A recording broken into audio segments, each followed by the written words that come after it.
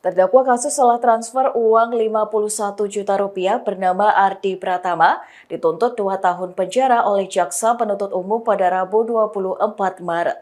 Jaksa menjelaskan terdakwa menikmati uangnya dan hasil transfer itu digunakan terdakwa untuk membeli keperluan sehari-hari dan membayar hutang.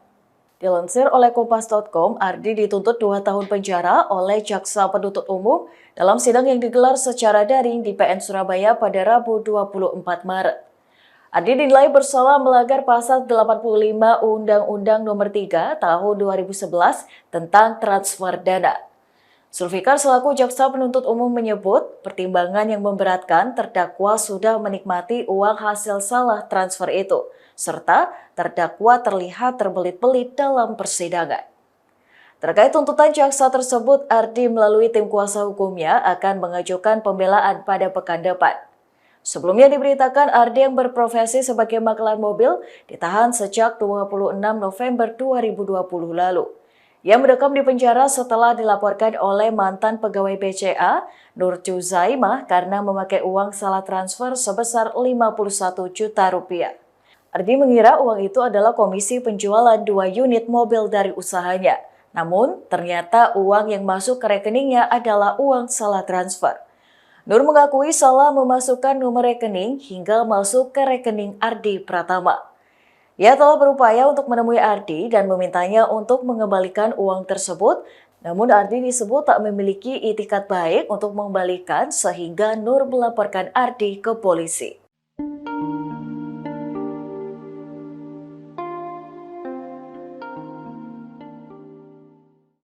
Bismillahirrahmanirrahim. Waalaikumsalam warahmatullahi wabarakatuh. Kami dari kelompok 6, kelompok akan mendiskusikan suatu kasus yang berjudul salah transfer Rp51 juta, terdakwa dituntut 2 tahun penjara. Anggota kelompok 6 terdiri dari Muhammad Ali Marwan, terus yang kedua Dimas Ardo Persetio, yang ketiga Yanis Tita Pratiwi, yang keempat Hidayati Naila Karomah, yang kelima Sehan Sabrian Sihab, dan yang langsung saja ke kasus. Kasus ini mempermasalahkan tentang salah transfer Rp51 juta. Kronologi kasus ini adalah seorang mantan pegawai BCA melakukan kesalahan yaitu mentransfer uang sebesar Rp51 juta ke terdakwa. Lalu terdakwa menggunakan uang salah transfer itu untuk membeli keperluan sehari-hari dan membayar hutang. Mantan pegawai BCA tersebut melaporkan tindakan terdakwa karena sebelumnya ia telah berupaya untuk menemui terdakwa dan memintanya untuk mengembalikan uang. Namun terdakwa disebut tidak memiliki itikat baik untuk mengembalikan uang tersebut. Yang terlibat dalam kasus ini yang pertama Ardi sebagai terdakwa, Nur Juzaimah sebagai pelapor, dan Zulfikar sebagai jaksa penuntut umum. Lalu yang akan didiskusikan oleh kelompok 6 ini adalah bagaimana tanggapan dan solusi masing-masing anggota mengenai masalah ini. Langsung dari Ali Marwan. Tanggapan dan solusinya kayak gimana? Ya, Assalamualaikum warahmatullahi wabarakatuh. Waalaikumsalam warahmatullahi wabarakatuh. Tanggapan saya di kasus ini yaitu solusinya yaitu yang pertama yang salah tetap yang menerima itu tadi. Soalnya kenapa? Soalnya uang tadi belum jelas kepemilikannya soalnya diimplementasikan di teori ekonomi mikro Islam yaitu di jika yang pasti misalnya belum jelas kepemilikannya yaitu makanya barang itu masih samar-samar begitu kalau tanggapan saya. Monggo yang lain silahkan. Dimas gimana Dimas? Dimas. Assalamualaikum warahmatullahi wabarakatuh. Waalaikumsalam warahmatullahi wabarakatuh. Tanggapan dari saya soal kasus Waalaikumsalam tersebut warahmatullahi wabarakatuh. ialah solusi dari saya berdasarkan pandangan ekonomi mikro Islam ialah seharusnya Ardi mengakui kesalahannya karena telah memakai uang dari hasil yang Ardi pun harus berupaya mengembalikan uang tersebut setelah persetujuan dari dua belah pihak. Menurut saya seperti itu. Jika ada tanggapan yang lain? Mungkin dari Yanis, gimana pendapat kamu?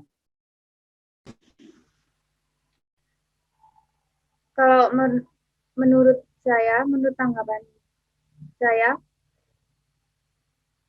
tetap yang salah adalah Ardi si penerima uang tersebut. Karena dalam perspektif ekonomi mikro Islam disebutkan bahwa status kepemilikan merupakan hal yang penting dalam kehidupan manusia. Kepemilikan terkait dengan salah satu proses benar tidaknya dalam upaya pemenuhan kebutuhan hidup. Dalam bahwa terdakwa Ardi menggunakan hak yang bukan menjadi hak miliknya, melainkan hak milik orang lain. Dari kasus di atas, bahwasanya uang tersebut yang dimakan Ardi menjadi uang yang kan karena bukan menjadi hak miliknya.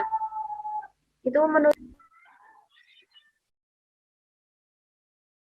Oke, menurut Hidayat Naila gimana?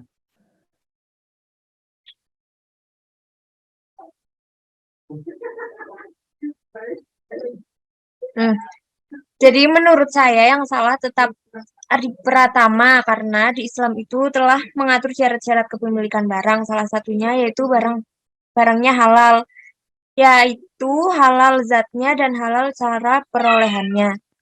Jika asal kepemilikannya tidak diketahui, maka kehalalan barang tersebut tidak dapat dijamin, bahkan masuk kategori gahar. Solusinya dalam kasus tersebut adalah sebelum kita mengkonsumsi uang atau barang tersebut, wajib bagi kita untuk mengetahui dari mana uang atau barang tersebut didapat agar terjamin kehalalannya.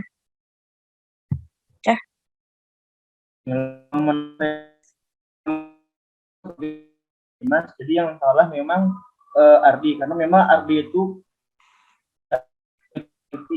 kurang teliti terhadap dari mana asal berasal.